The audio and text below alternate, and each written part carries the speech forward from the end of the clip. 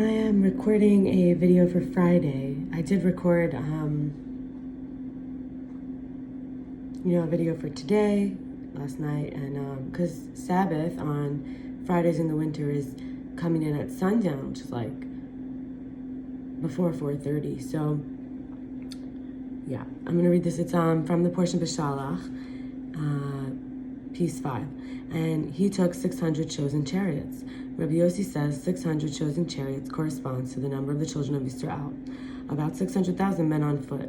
Rabbi Chia tells us that when the Holy One, blessed be, gives dominion to the ministers of the nations above, he gives it to their nations below. And when he brings them down from their great above, he brings down their nations below.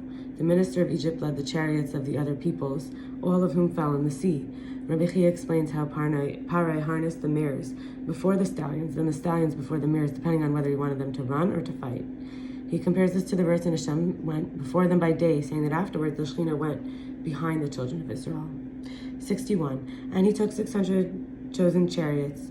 He asked, why 600 chariots? Rabbi Yossi said this corresponds to the number of the children of Israel as is written, about 600,000 men on foot, from Shemos, Exodus. The word chosen corresponds to the men that were in Israel, who were the principal part of all the nation of Israel. And all the chariots of Egypt were all the other chariots that were secondary and behind the 600 that were mentioned earlier.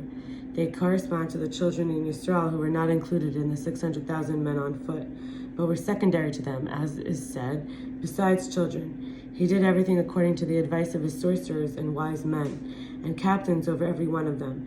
He did everything with wisdom, for they corresponded to the celestial levels which are placed 2 and 1 over them. Rabbi Yitzchak said this accords with the Aramaic translation, stimulating officers for their swift in everything. 62. And he took 600 chosen chariots. Rabbi Chia said it's written, and Hashem will punish the hosts of the high ones on high, and the kings of the earth upon the earth, from Yeshaya. At the time that the Holy One, blessed be, gives dominion to the ministers of the nations above, he gives it to their nations below. And when he brings them down from their great above, he brings down their nations below. And he took 600 chariots, chosen chariots. It was their minister who took them. We've established he led the chariots of the other peoples, but for these 600 chariots were not from Egypt. For these 600 chariots were not from Egypt, but were only from the other nations. They all fell in the army camp of Sisera, and this is the meaning of 600 chariots chosen. Afterwards, all the chariots of Egypt, for once it is written, and all the chariots of Egypt, then 600 chosen chariots, is superfluous.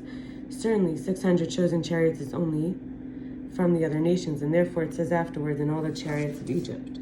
63. It is written, I compare you, O my love, to a mare of the chariots of Parai, Sher by King Solomon. Come and behold.